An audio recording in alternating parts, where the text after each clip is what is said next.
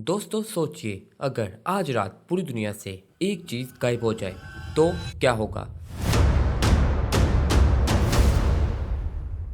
نہ گاڑیاں چلیں گی، نہ جہاز اڑیں گے، نہ فیکٹریز چلیں گی اور شاید آپ کا موبائل فون بھی نہ بن پائے۔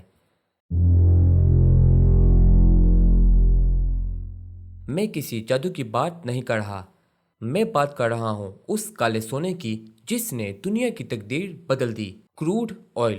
لوگ کہتے ہیں کہ پیسہ دنیا چلاتا ہے، لیکن سچ تو یہ ہے کہ بلیک گولڈ پوری دنیا کو رفتار دیتا ہے۔ مگر یہ تیل آیا کہاں سے اور کیسے ایک بدبودار لیکوڈ نے انسانیت کو مٹی سے اٹھا کر چاند تک پہنچا دیا؟ چلیے وقت کے پیچھے چلتے ہیں۔ بہت سے لوگ سمجھتے ہیں کہ تیل ڈائناسورز کی ہڈیوں سے بنتا ہے۔ یہ ایک بہت بڑا مت ہے۔ اصل میں آج سے کروڑوں سال پہلے سمندر کے اندر چھوٹے چھوٹے پودے اور بیکٹیریا مر کر تہہ میں جمع ہو گئے۔ وقت گزرتا گیا، ان پر مٹی اور پہاڑوں کی پرت چڑھتی گئی۔ ان پر دو چیزوں نے کام کیا، ایکسٹریم پریشر اور ہائی ہیٹ۔ ان دو چیزوں نے ان مردہ پودوں کو دھیرے دھیرے ہائیڈرو کاربنز میں بدل دیا۔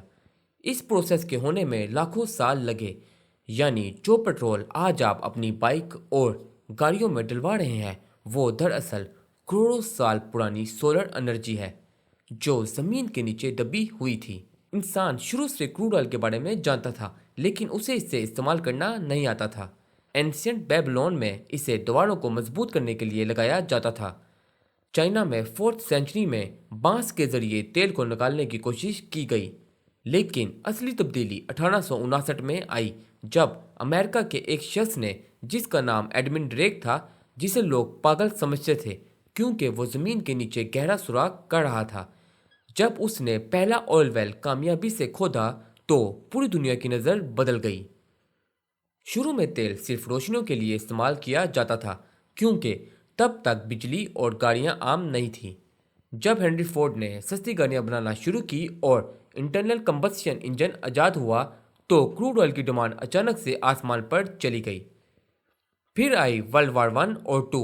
ان جنگوں نے ثابت کیا کہ جس ملک کے پاس تیل ہے وہی جیتے گا۔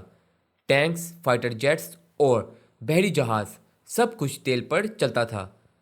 اسی دوران مڈل ایسٹ میں تیل کے اتنے بڑے خزانے ملے کہ دنیا کی اکنامی کا مرکز ہی بدل گیا۔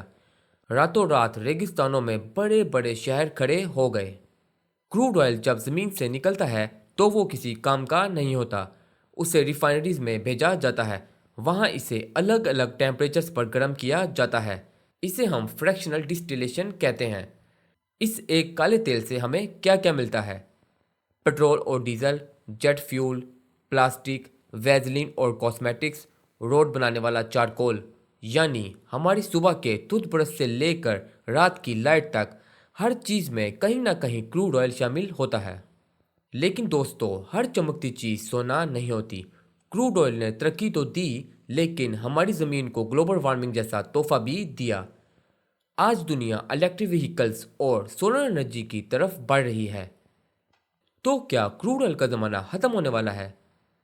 شاید نہیں، لیکن یہ بدل ضرور رہا ہے۔ کروڈ آئل کی تاریخ انسانی لالچ، طاقت اور عقل مندی کی ایک ایسی داستان ہے جو ابھی تک ختم نہیں ہوئی۔